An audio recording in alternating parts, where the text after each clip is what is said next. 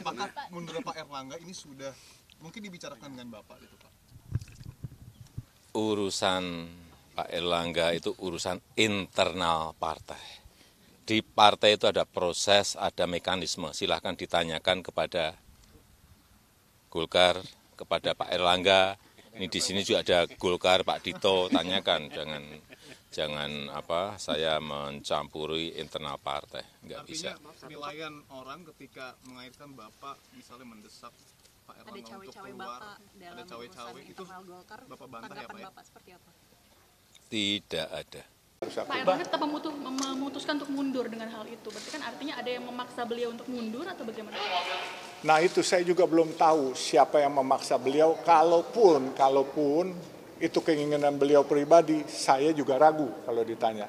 Tapi kalau ada yang memaksa mundur atau tidak, walau alam bisawab, cuman Allah yang tahu. Kalau isu sendiri kalau misalkan ada nama Gibran Raka Buming Raka ada secara lisan, boleh di-spill nggak sih ke media mungkin ada tekanan seperti apa gitu? Walau alam bisawab, saya nggak tahu. Karena saya di Bandung kemarin. Bahkan tuh ada temen tuh yang kemarin tuh, siapa tuh? Non, yang kemarin Tegalega katanya kampungnya tuh, yang ini. Oh, Sena ya?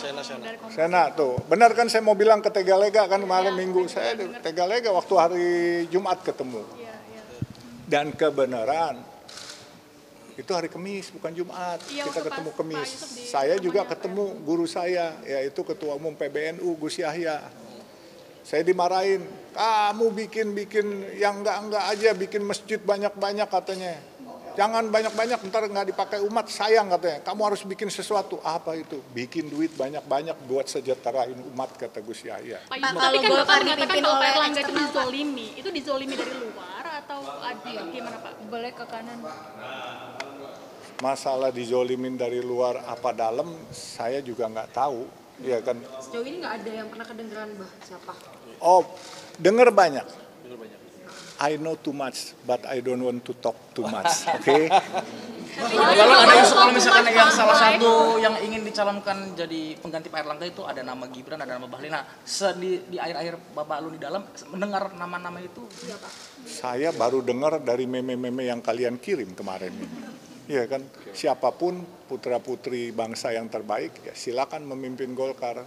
Golkar ini partai besar, ya kan, bukan partai karbitan, tentunya harus dipegang oleh orang-orang yang juga yang baik gitu kan. Tadi kan di rumah ya Pak di Widya Chandra. Nah itu kan sempat agak haru biru gitu di rumah, bahkan sampai ada yang nangis. Apakah itu juga terkait Pak AH itu memasrahkan diri gitu dengan ke keluarga bahwa memang dengan kaitan kasus hukum yang menjeratnya Pak? Tadi udah saya katakan ya, saya ulangi lagi nih, mungkin belum datang. Kita pertama sangat terkejut dengan pengunduran diri Pak Erlangga Hartarto. Tadi saya jelasin lagi dari awal, kami tahunya pengunduran diri itu tadi malam. Saya ada di Pontianak, pagi-pagi saya ditelepon oleh Pak Ketua Umum suruh kembali ke Jakarta, sudah datang ke rumah. Kami tadi yang diundang ada sekitar 5 orang, ya. Pak Erlangga menyampaikan, menjelaskan ya bahwa saya tadi malam sudah mengundurkan diri dengan alasan yang pribadi, ya. Jadi alasan yang sangat pribadi, dan sebelum kami diundang itu sudah ada rapat keluarga ya Pak Erlangga dengan istri tercinta, kemudian anak-anak, adik dan segala macam, dan keputusan pengunduran diri itu juga sudah dirapatkan dan menjadi keputusan keluarga ya. Nah, jadi saya mohon kepada kawan-kawan kita hormati ya keputusan Pak Erlangga yang sangat personal dan sangat pribadi, dan kita tidak usah lagi mengait-ngaitkan apa latar belakang dan seterusnya, atau mengaitkan dengan siapa saja ya. Tadi kan ada yang menanyakan apakah nanti kalau misalnya Pak Erlangga mundur, yang lain mundur segala macam. Enggak, saya yakin teman-teman Partai Golkar sebagai partai yang tertua juga cukup matang. Insya Allah dengan pengunduran diri Pak Erlangga ini tidak akan ada apa-apa mengganggu perjalanan roda organisasi Partai Golkar. Terlambat karena saya melaporkan terlebih dahulu kepada Ketua Umum PDI Perjuangan Ibu Profesor Dr. Megawati Soekarno Putri terkait dengan dinamika politik nasional, ya khususnya yang sangat mengejutkan bagi kami adalah berita mundurnya Ketua Umum Partai Golkar Bapak Airlangga Hartarto. Beliau sosok komunikator yang baik dan membangun kerjasama politik yang baik di dalam pilkada.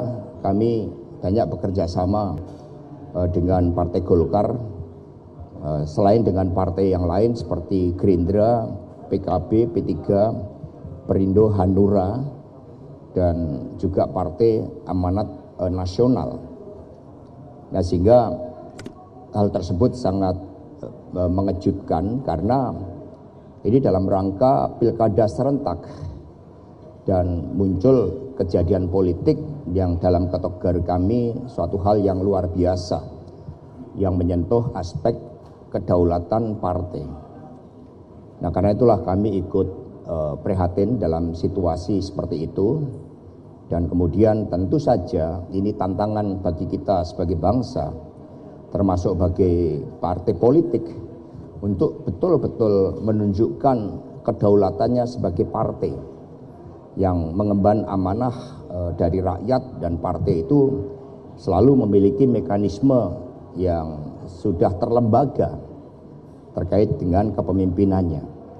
PD Perjuangan memiliki pengalaman buruk pada masa Orde Baru ketika berbagai intervensi kekuasaan itu dilakukan yang tujuannya adalah untuk mengkerdilkan demokrasi, menjauhkan prinsip-prinsip kedaulatan rakyat.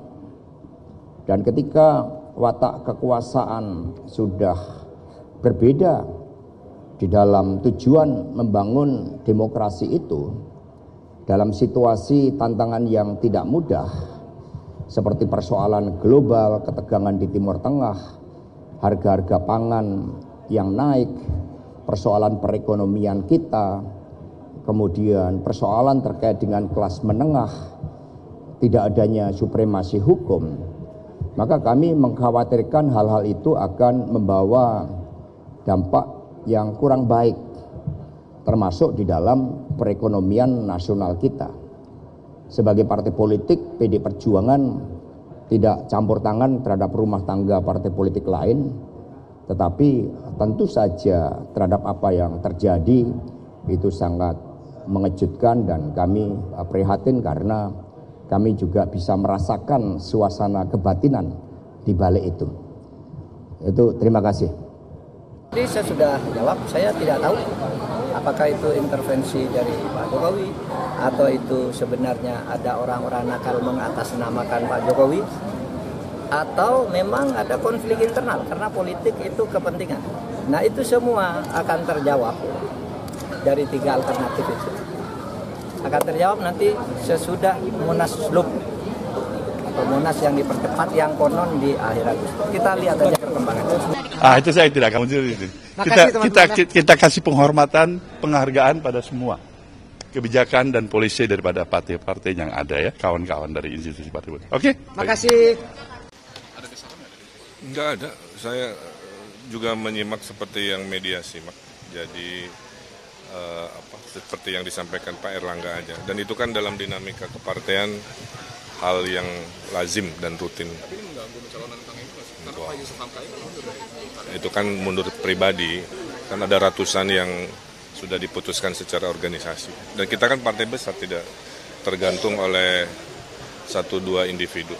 Saya nggak ada hubungan. Di antara banyak sumber informasi, kami layak dipercaya. Karena kami menggali lebih dalam, berpihak pada kebenaran, berpegang pada data dan fakta, agar layak Anda jadikan referensi. Kompas TV, independen, terpercaya.